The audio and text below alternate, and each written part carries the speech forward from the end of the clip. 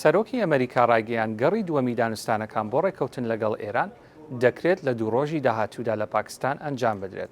دۆناڵد ترامپ بە ڕۆژنامەی نیویۆرک پۆستی ڕاگەیاند دانوستانەکان هەتا ڕادەیەک هێواشن، بەڵام دەکرێت لە دوو ڕۆژی داهاتوودا شتێک ڕووبدات. سەرۆکی ئەمریکا جەختی کردەوە کە ڕژێمی ئێران ناتوانێت ببێتە خاوەن چەکی ناوەکی.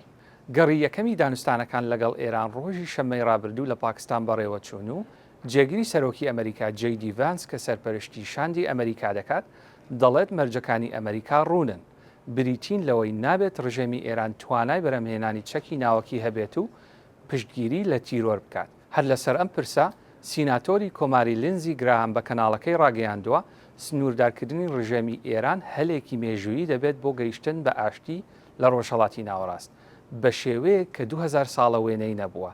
لینزی گراهام ڕایگەیاند بەرپرسانی ڕژێمی کۆماری ئیسلامی سیاست بە شێوەیەکی بابەتی ناکەن، بەڵکو توندڕەوی ئاینین کار دەکەن بۆ هێنانی ئەوەی پێی دەڵێن ئیمامی مەهدی و کوشتنی جووەکان و دەستگرتن بە سەرتەواوی جیهاندا. لینزی گراهام ڕایگەیاند دوای سنووردارکردنی ئێران دەبێ هەنگاو بنرێت بۆەوەی سعودیە وەک سەنتەری ئیسلام دان بە ئیسرائیل بنێت وەک تاکە دەوڵەتی جوو لە جیهاندا.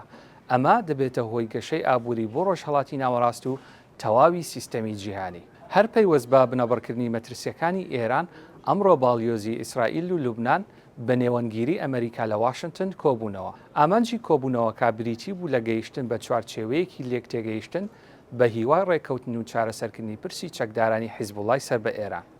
جگە لە حیزبوڵای لوبنان، گروپەکانی شیعی سەر بە ئێران لە چەندین وڵاتەوە هێرشیان ئەنجام داوە، بە تایبەت هێرشە چەکداریەکانی حەشدی شەعبی لە عێراق. لە چەند ڕۆژی ڕابردوودا جگە لە ئەمریکا وڵاتانی کوێیت و سعودیا و بەحرەین بە فەرمی بانگهێشتی نوێنەری عێراقیان کردووە بۆ دەربڕینی ناڕەزایی بەرامبەر ڕەفتارەکانی حەشدی شەعبی. ئەمریکا نیگەرانە لە شکستی حکوومەتی عێراق بۆ ڕێگری لە میلیشیاکانی حەشدی شەعبی و داوا دەکات بەغدا هەموو ڕێو شوێنێک بگرێتە بەر بۆ هەڵوەشاندنەوەی میلیشیاکانی سەر بە ئێران کە لەلایەن واشنگتنەوە خراونەتە لیستی ڕەشەوە.